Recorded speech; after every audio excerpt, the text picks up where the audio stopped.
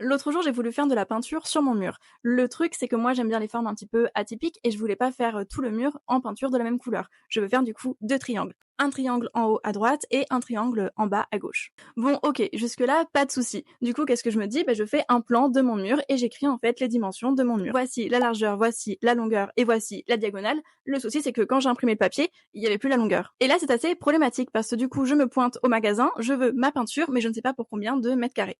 J'avais donc l'hypoténuse et l'un des côtés de ce triangle. Aïe aïe aïe aïe aïe. L'hypoténuse ne me sert à rien pour déterminer l'aire d'un triangle. Effectivement, il faut faire base fois hauteur divisé par 2. Et du coup, là, je me trouve très ennuyée.